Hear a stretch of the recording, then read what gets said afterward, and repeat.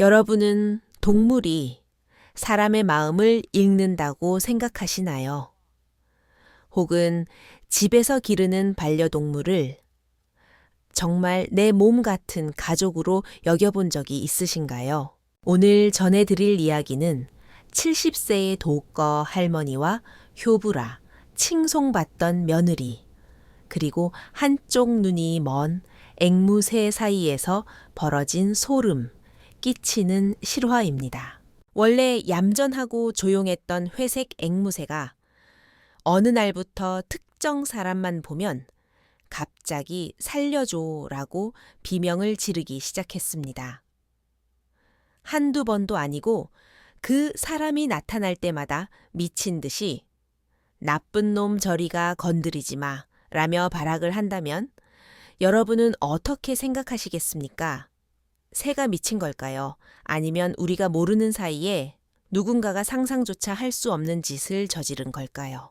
할머니가 진상을 파헤치기 위해 집 안에 CCTV를 설치한 뒤 모니터 너머로 목격한 장면은 과연 무엇이었길래 온몸이 얼어붙는 공포를 느끼며 증거를 들고 경찰서로 향해야 했을까요? 지금부터 이 내부 고발자 앵무새 뒤에 숨겨진 치밀하게 계획된 사기극의 전말을 함께 파헤쳐 보겠습니다. 제 이름은 김정숙 올해 70입니다. 남편을 떠나보낸 지 10년이 다 되어가고 서울 은평구의 이 낡은 아파트에서 혼자 지내는 적막함에도 서서히 익숙해졌습니다.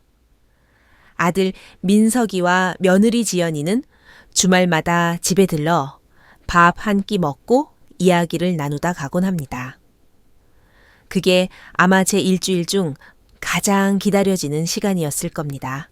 제 삶은 미지근한 물 한 잔처럼 평담했습니다.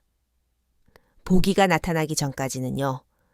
보기는 제 잔잔한 물잔에 작은 파문을 일으켰습니다. 후텁지근한 어느 여름날 오후였습니다. 장바구니를 들고 집 근처 재래시장을 천천히 걷고 있었습니다. 시장은 사람들로 북적였고 생선 장수의 외침과 고기 다지는 소리가 섞여 활기가 넘쳤지요.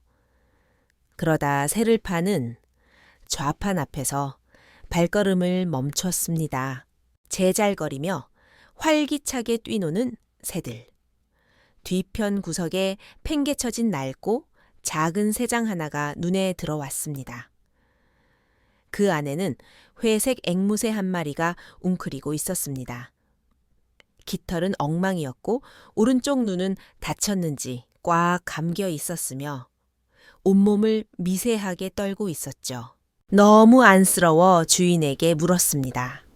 담배를 입에 문 채 귀찮은 표정을 짓던 중년 남자는 그 구석을 힐끔 보더니 퉁명스럽게 말했습니다. 그 노묘 올 때부터 날개 부러지고 눈도 하나 멀어서 아무도 안 가져갑니다. 안 그래도 처분하려던 참이었수. 처분이라는 두 글자에 가슴이 철렁했습니다. 다시 그 작은 새를 쳐다보았습니다.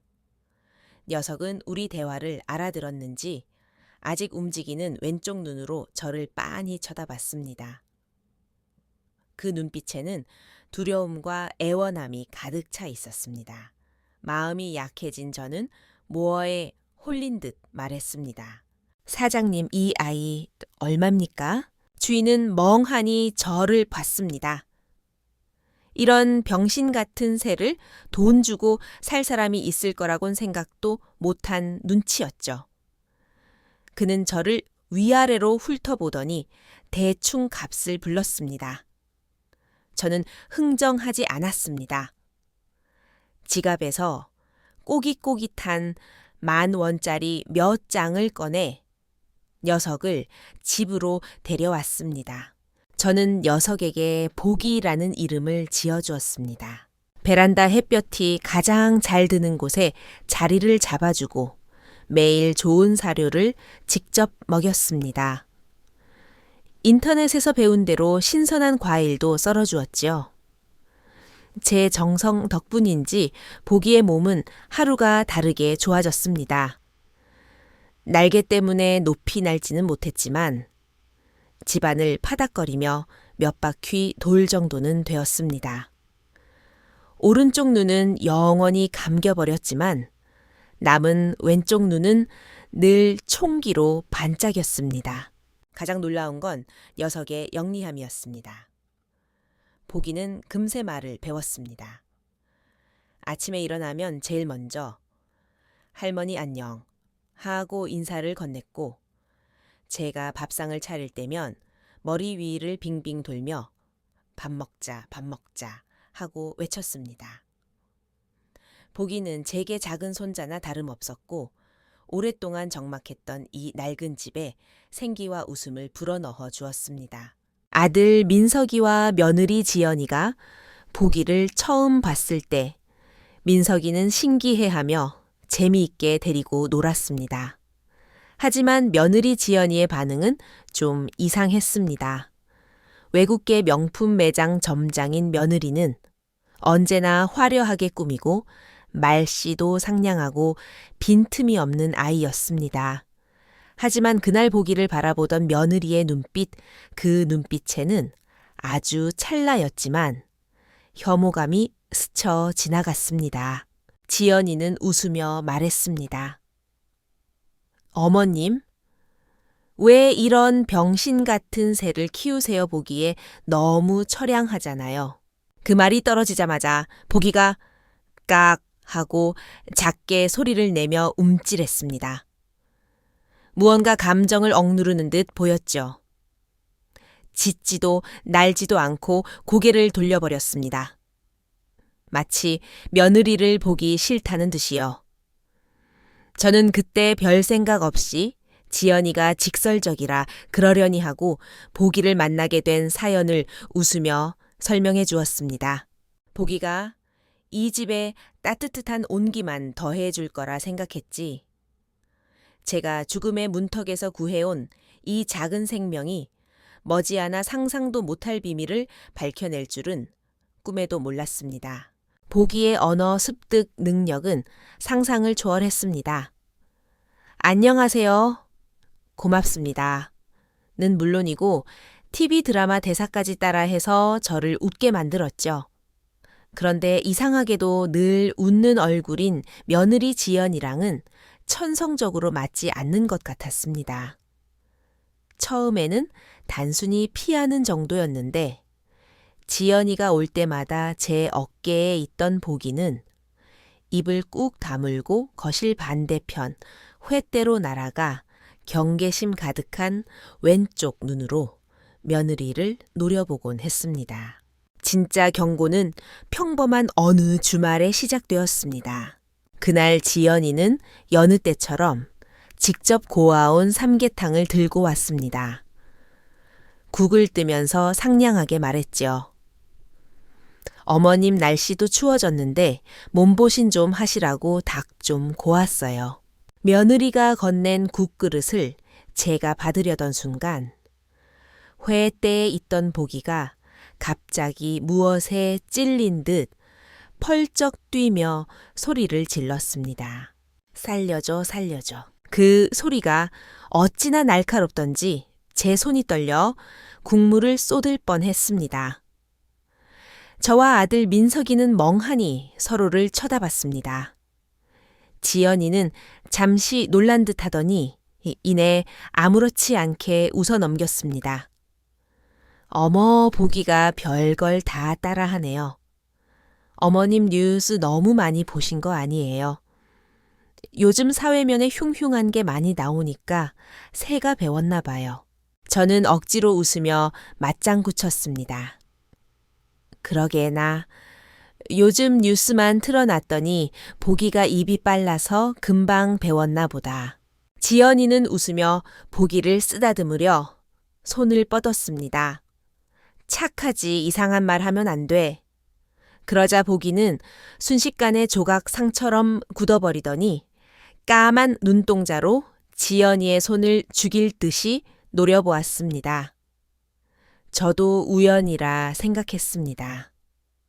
좀 찜찜하긴 했지만 세 장 톡톡 치며 버릇없게 그러면 안 돼 하고 넘어갔죠. 하지만 그 후로 지연이가 올 때마다 보기의 반응은 격해졌습니다. 할머니나 밥 먹자는 말은 쏙 들어가고 지연이가 문을 열고 들어오면 미친 듯이 소리쳤습니다. 저리가 나쁜 놈 건드리지 마. 비명은 갈수록 날카로워졌습니다. 지연이는 계속 못 들은 척 웃었지만 아들 민석이는 미간을 찌푸리기 시작했습니다. 결국 민석이가 저를 베란다로 따로 불러냈습니다. 엄마 솔직히 말해봐요. 지연이한테 불만 있어요. 저는 어리둥절했습니다. 아니 그게 무슨 소리냐. 그럼 보기는 대체 왜 저래요? 아들의 말투에는 원망이 섞여 있었습니다. 지연이한테만 저러잖아요. 새는 주인이 하는 말을 배운다던데 엄마가 평소에 제 앞에서 무슨 말을 한 거예요. 기가 막혔습니다. 팔이라도 삼킨 듯 속이 메스껍고 억울했습니다. 아들은 엄마인 저보다 자신의 추측을 더 믿는 것 같았습니다. 저는 목소리를 낮춰 말했습니다. 보기가 어디서 뭘 배웠는지 나도 모른다. 민석이는 복잡한 표정으로 입을 다물었습니다.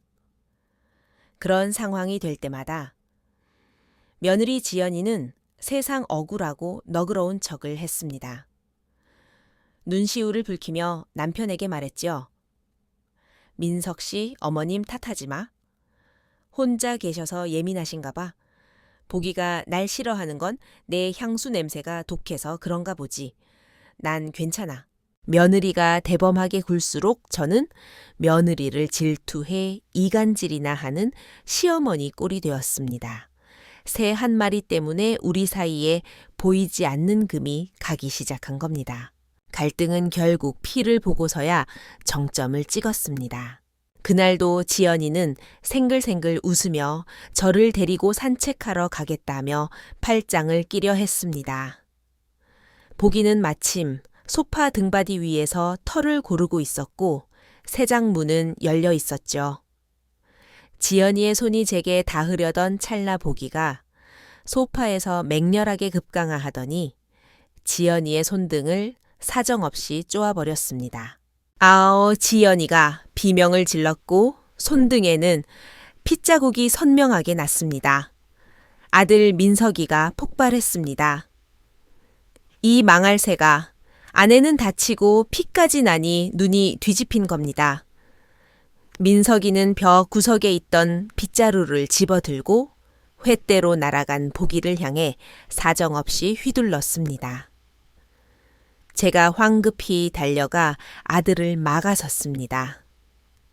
안 돼, 손대지 마라. 엄마 지금 보셨잖아요. 저거 사람 잡는 새예요. 옆에 있던 지연이는 눈물을 글썽이며 떨리는 목소리로 거들었습니다. 어머님, 보기 너무 위험한 것 같아요. 저 싫어하는 건 알겠는데 우리 딴 데로 보내는 게 어때요? 저 너무 무서워요. 저는 아무 말 없이 지연이의 피 흘리는 손과 구석에 처박혀 사시나무 떨듯 떠는 보기를 번갈아 보았습니다. 그 떨림은 야생의 분노가 아니었습니다. 극심한 공포였습니다. 저는 압니다. 보기는 동네 꼬마나 청소부 아주머니에게도 늘 다정하게 말을 건네는 순한 아이였습니다.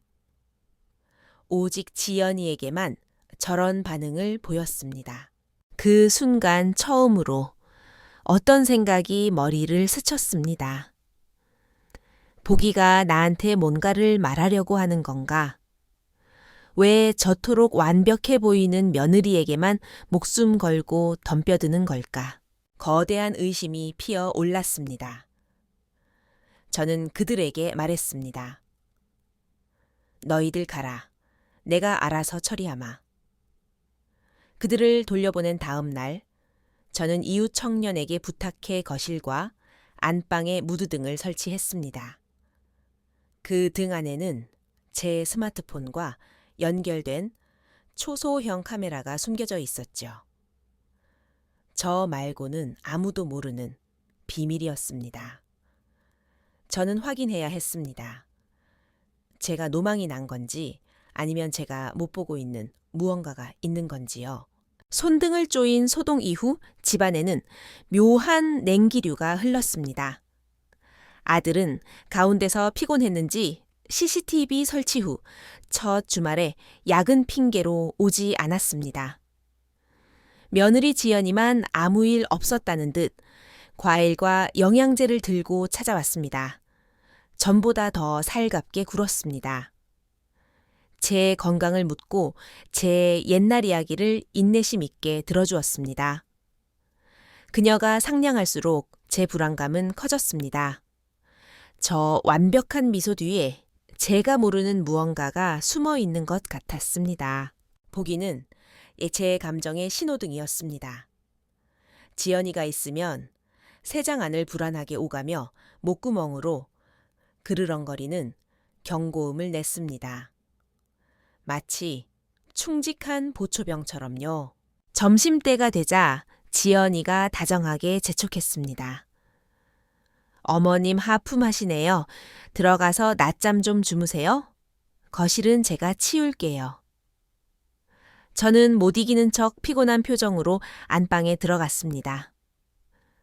침대에 누웠지만 잠은 오지 않았습니다. 떨리는 손으로 스마트폰을 꺼내 CCTV 앱을 켰습니다.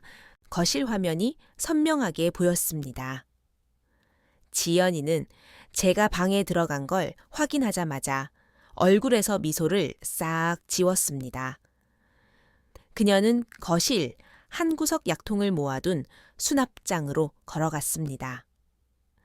익숙한 손놀림으로 제가 먹는 심혈관 영양제통을 꺼내 뚜껑을 열고 캡슐을 전부 손바닥에 쏟았습니다. 그리고 자기 명품 가방에서 라벨도 없는 똑같은 플라스틱 통을 꺼냈습니다. 그녀는 기계처럼 정확하고 빠르게 정체불명의 캡슐을 제 약통에 채워 넣고 원래 약은 자기 가방에 챙겼습니다. 이 모든 게 2분도 채 걸리지 않았습니다. 가슴이 조여오고 식은땀이 흘렀습니다. 의심이 확신으로 변했습니다. 약을 바꿔치기 하고 있다. 머리가 멍해지는데 갑자기 화면에서 비명이 들렸습니다.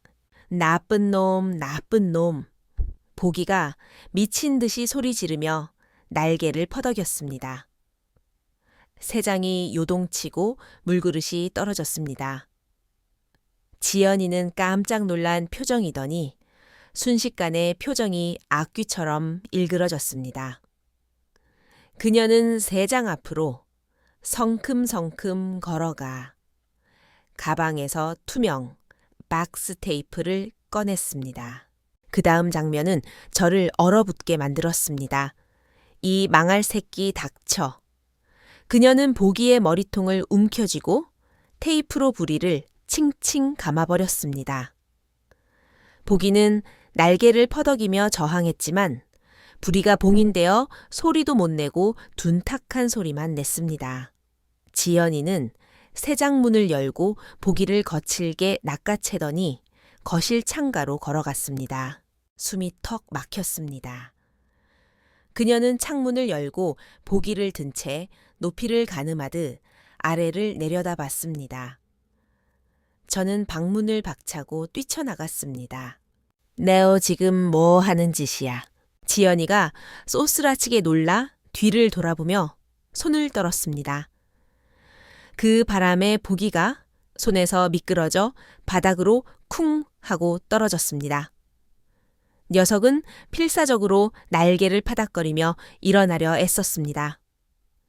지연이는 창가에 서서 얼굴이 하얗게 질린 채 입술을 떨었지만 눈동자는 핑핑 돌아가며 변명거리를 찾고 있었습니다. 어이, 어머님. 얘가 방금 저를 물어서요. 그녀는 급하게 말을 이었습니다.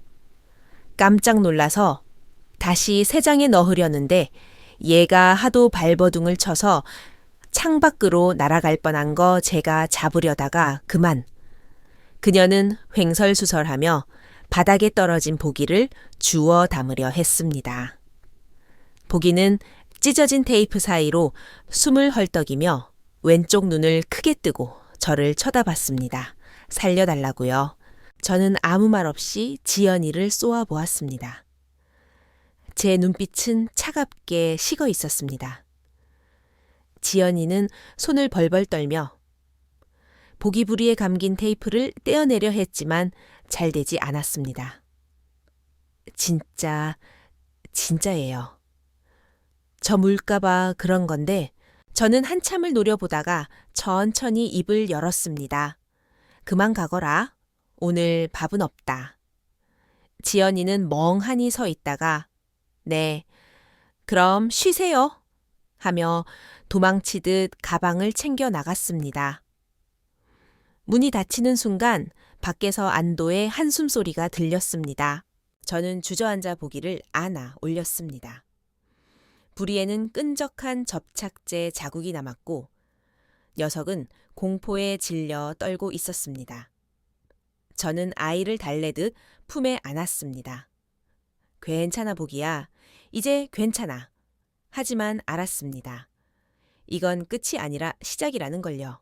지연이가 도망친 뒤 집안에는 저와 보기 그리고 무거운 침묵만이 남았습니다. 저는 떨고 있는 보기를 안고 소파에 앉아 CCTV 녹화, 영상을 돌려봤습니다. 무음의 화면 속 장면 하나하나가 망치처럼 제 가슴을 때렸습니다. 저는 즉시 행동에 나섰습니다. 지연이가 바꿔치기한 약통을 원래 약통과 함께 지퍼백에 밀봉했습니다. 그리고 결정적인 CCTV 영상을 백업해 노트북 USB 클라우드 등 여러 곳에 저장했습니다. 손이 덜덜 떨렸습니다. 저는 알았습니다. 아들에게 단순히 영상 하나와 약통 하나 들이밀어봤자 소용없다는 걸요. 더 확실하고 반박할 수 없는 증거가 필요했습니다. 다음 날 아침 저는 약을 들고 시내에 있는 가장 권위 있는 약물 검사 기관을 찾았습니다. 보건소에서 은퇴한 옛 동료가 소개해 준 곳이었죠. 저는 비싼 영양제라는 데 가짜 같아서 성분 분석 좀 해달라. 고만 둘러댔습니다. 결과는 일주일 정도 걸린다고 했습니다. 그 일주일은 제 인생에서 가장 길고 고통스러운 시간이었습니다. 저는 집안에 어떤 음식도 먹지 못했고 물도 새로 사온 생수만 마셨습니다. 잘 때는 의자로 방문을 막아놓고 잤습니다. 아들의 전화가 올 때마다 가슴이 철렁했습니다. 지연이가 눈치챘을까 증거를 없애러 오진 않을까 피가 마르는 기분이었습니다. 그런데 3일째 되던 날 사고가 터졌습니다. 장 보고 집에 들어왔는데 현관에 낯선 구두가 아닌 아들의 신발이 있었습니다. 주방에서 부스럭거리는 소리가 들렸지요. 거실로 들어가니 민석이가 소파에 앉아 있었습니다. 네가 웬일이냐? 긴장한 목소리가 나왔습니다. 엄마 오늘 일찍 퇴근해서 들렀어요. 아들은 아무렇지 않게 말했습니다. 그런데 베란다를 보니 세 장이 비어 있었습니다. 가슴이 철렁 내려앉았습니다. 거실 베란다 소파 밑 보기가 없었습니다. 새는 보기 어디 갔어? 제 목소리가 갈라졌습니다. 민석이는 고개를 들며 태연하게 말했습니다. 아, 보기요. 방생했어요. 저는 머리부터 발끝까지 얼음물을 뒤집어 쓴 것 같았습니다. 뭐라고 엄마 화내지 마세요. 아들이 다가왔습니다. 지연이가 그러는데 엄마 지난번에도 그 새한테 쪼일 뻔했다면서요. 그 새 성격도 안 좋고 사람 공격해서 위험해요. 그냥 근처 공원에 풀어줬어요. 새는 원래 날아다녀야죠. 저는 다리가 풀려 휘청거렸습니다. 너 그게 무슨 말인지 알고나 하는 거야? 걘 날지도 못해 눈도 안 보이는데 엄마 생각해서 그런 거예요. 눈이라도 쪼이면 어떡해요? 아들은 제 안색이 파랗게 질리자 덧붙였습니다. 다 엄마 위해서 한 일이라니까요. 분노와 슬픔이 폭발했습니다. 너는 걔가 나한테 어떤 존재인지 알기나 하냐. 네가 뭔데 내 허락도 없이 갖다 버려. 엄마 고작 새 한 마리 가지고 왜 그러세요? 고작 새 한 마리가 아니야 내 식구야. 저는 더 말할 것도 없이 아파트 뒤편 공원으로 달려갔습니다. 미친 사람처럼 보기를 불렀습니다. 보기야 보가 할미 왔다 어디 있니? 바람은 차고 날은 어두워지는데 아무리 불러도 대답이 없었습니다. 다리가 후들거리고 숨이 턱턱 막혀도 멈출 수가 없었습니다. 하지만 그 넓은 공원에서 눈먼 작은 새를 찾는 건 불가능했습니다. 지연이가 제 아들의 손을 빌려 기어코 살인을 저지른 겁니다. 저는 뜬 눈으로 밤을 새우고 다음 날 전단 수백 장을 붙였지만 연락은 없었습니다. 보기는 날개가 다쳐 멀리 가지 못했을 겁니다. 밖에서 살아남을 확률은 거의 없었죠. 가슴이 찢어질 것 같았습니다. 하지만 저는 무너질 수 없었습니다. 제가 쓰러지면 그 악독한 며느리가 원하는 대로 되는 거니까요. 저는 아무것도 모르는 척 연기했습니다. CCTV는 24시간 돌아가고 있었습니다. 이틀 뒤 지연이가 또 왔습니다. 그녀는 세상 착한 얼굴로 제 손을 잡으며 위로했습니다. 어머님, 민석 씨가 철이 없어서 그래요. 제가 인터넷으로 더 예쁘고 말 잘하는 앵무새 알아보고 있어요. 며칠 뒤에 가져올게요. 역겨움이 치밀어 올랐지만 꾹 참았습니다. 그녀가 제가 부엌에 간 사이 거실에서 누군가와 통화하는 소리가 들렸습니다. 저는 방에 들어가 CCTV 소리를 키웠습니다. 네, 안심하세요. 약은 다 바꿔놨어요. 눈치 못 챘어요. 그 미친 새도 처리했고요. 네, 변호사님이랑 절차 다시 확인해 주세요. 제가 임의후견 계약서만 받아내면 뒤처리는 쉬워요. 임의후견. 그 네 글자가 번개처럼 제 머리를 때렸습니다. 저는 즉시 인터넷으로 검색했습니다. 결과는 충격적이었습니다. 임의후견 본인이 정신이 온전할 때 미래의 판단 능력을 상실할 경우를 대비해 미리 후견인을 지정하고 재산 관리 권한을 위임하는 제도. 손이 부들부들 떨렸습니다. 두려움이 아니라 극도의 분노 때문이었습니다. 이 여자가 나를 살아있는 꼭두각시로 만들 작정이었구나. 며칠 뒤 드디어 약물 검사 결과가 나왔습니다. 옛 동료의 전화였습니다. 정수가 마음 단단히 먹어라. 이거 그냥 영양제 아니다. 심장이 쿵쾅거렸습니다. 성분은 도네페질이야. 이건 의사 처방이 필요한 중증 치매, 즉 알츠하이머 치료제다. 건강한 사람, 특히 노인이 이걸 장기간 과다 복용하면 신경계에 치명적이야. 구토불면증은 기본이고 계속 먹으면 기억력이 감퇴하고 인지 기능에 장애가 와서 진짜 치매 환자처럼 변한다. 전화를 끊고 나니 오히려 차분해졌습니다. 마지막 퍼즐 조각이 맞춰졌습니다. 지연이의 계획은 완벽한 악마의 시나리오였습니다.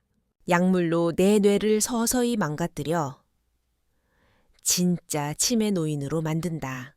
효부 노릇을 하며 주변의 신뢰를 얻고 자연스럽게 임의후견인이 된다. 나를 합법적으로 요양원에 처박아 두고 내 집과 재산을 처분한다.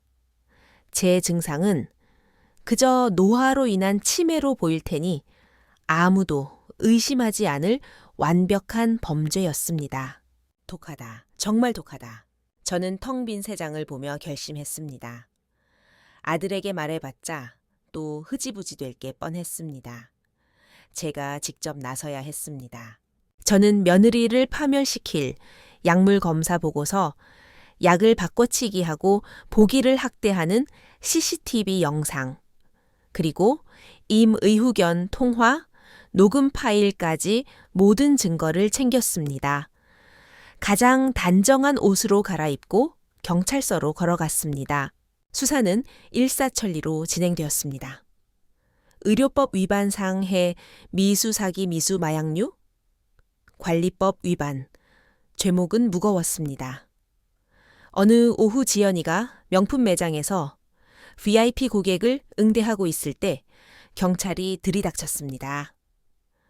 최지연 씨 존속 상해 미수 및 사기 혐의로 긴급 체포합니다. 지연이의 우아한 가면이 산산조각 나는 순간이었습니다. 오해예요. 사람 잘못 보셨어요. 라고 소리쳤지만 수갑은 채워졌습니다. 경찰서로 달려온 아들 민석이는 제가 내민 명백한 증거들 앞에서 넋이 나갔습니다. 충격으로 얼굴에서 핏기가 완전히 사라졌죠. 조사 결과 지연이는 주식과 도박으로 거액의 사채 빚을 지고 있었습니다. 남편에게 들킬까봐 제 아파트를 노리고 이 끔찍한 계획을 세운 것이었습니다. 제가 건강해서 언제 죽을지 모르니 약물로 정신을 파괴해서 법적으로 재산을 가로채려 했던 겁니다. 그녀는 자신을 천재라 생각했겠지만 복이라는 변수를 계산에 넣지 못했습니다. 지연이는 징역 3년에 집행유예 그리고 강제 정신치료 명령을 선고받았습니다. 저는 탄원서 한 장 써주지 않았습니다. 보기에게 손을 댄 순간 며느리와의 인연은 끝난 겁니다. 사건은 마무리되었지만 집안은 무덤처럼 고요해졌습니다. 아들 민석이는 죄책감에 시달려 폐인처럼 지냈습니다. 제 앞에 무릎 꿇고 펑펑 울며 빌었습니다. 자기가 눈이 멀어 불효를 저질렀다고요. 저는 그를 나무라지도 위로하지도 않았습니다. 민석아, 넌 나한테 미안해할 거 없다. 네 자신한테 미안해해라. 나이 헛먹어서 베갯머리 송사가 진짜인지 가짜인지도 구분 못했으니 이제 네 인생은 네가 알아서 살아라. 하지만 보기의 빈자리는 너무나 컸습니다. 매일 아침 사과 한 조각을 썰어 빈 밥그릇에 놓아두고 말라 비틀어지는 걸 보며 하루를 보냈습니다. 아들이 새 앵무새를 사주겠다고 했지만 거절했습니다. 제게 보기는 대체 불가능한 가족이었으니까요. 그렇게 반년이 지난 어느 비 내리는 겨울밤이었습니다. 잠결에 창문을 두드리는 미세한 소리를 들었습니다. 톡, 톡, 톡. 바람 소리겠거니 했는데 소리는 끈질기게 계속되었습니다. 이상한 예감에 커튼을 젖혔습니다. 창밖 빛 속에 그토록 그리워하던 작은 그림자가 있었습니다. 복이었습니다. 비에 흠뻑 젖어 깃털은 엉망이었고 눈가에는 흉터가 발아나는 다쳐서 웅크리고 있었습니다. 하지만 성한 왼쪽 눈만은 저를 보며 반짝이고 있었지요. 저는 떨리는 손으로 창문을 열었습니다. 녀석은 젖은 몸으로 제 품에 파고들었습니다. 돌아왔구나. 복이야. 돌아왔어? 눈물이 왈칵 쏟아졌습니다. 이 작은 아이가 그 험한 세상에서 어떻게 살아남아 어떻게 집을 찾아왔는지 기적 같기만 했습니다. 녀석은 제 생명의 은인이었고 저는 녀석을 다시 품에 안았습니다. 그날 밤 보기는 제 품에서 운걸거렸습니다. 할머니, 살려줘. 나쁜 놈. 녀석은 모든 걸 기억하고 있었습니다. 시간이 흘러 초여름이 되었습니다. 아들 민석이는 휴일이면 집에 와서 묵묵히 집안일을 합니다. 가장 큰 변화는 민석이와 보기의 관계입니다. 처음에는 보기가 민석이만 보면 털을 세우고 경계했습니다. 자기를 버린 사람이란 걸 아니까요. 민석이는 죄책감에 보기를 똑바로 쳐다보지도 못했습니다. 하지만 아들은 변했습니다. 앵무새의 영양식을 공부하고 베란다에 보기가 좋아하는 화초를 심고 직접 나무를 깎아 큰 횃대를 만들어 주었습니다. 엄마 목숨 구해준 은인이잖아요. 평생 갚아야죠. 보기도 그런 민석이의 마음을 알았는지 어느 날 오후 민석이의 무릎 위로 올라갔습니다. 제가 베란다 의자에 앉아 졸고 있는데 민석이가 조용히 말했습니다. 엄마 보기는 그냥 새가 아니에요. 가족이고 거울이에요. 전에는 남들 겉모습만 보느라 제 마음이 얼마나 썩었는지 몰랐어요. 보기 아니었으면 평생 몰랐을 거예요. 저는 웃으며 보기의 등을 쓰다듬었습니다. 그때 보기가 민석이 무릎에서 고개를 갸웃거리더니 서툰 발음으로 한마디를 던졌습니다. 착하다. 우리는 모두 웃음을 터뜨렸습니다. 비록 한쪽 눈은 멀고 상처투성이지만 이 작은 새는 사람보다 더 깊은 눈으로 진실을 꿰뚫어 보았고 거짓을 가려냈으며 우리 가족을 구원했습니다. 저는 이제 외롭지 않습니다. 보기가 돌아왔고 우리 가족도 진짜 집으로 돌아왔으니까요. 여러분의 생각은 어떠신가요? 정말 동물이 위험을 감지하고 주인을 지켰다고 믿으시나요? 그리고 아내의 말만 믿고 어머니의 말을 무시했던 아들. 민석이에게는 얼마나 큰 책임이 있을까요? 여러분의 소중한 의견이나 동물과 교감했던 신비한 경험이 있다면 댓글로 남겨주세요. 이 이야기가 마음에 와닿으셨다면 구독과 공유 부탁드립니다. 감사합니다.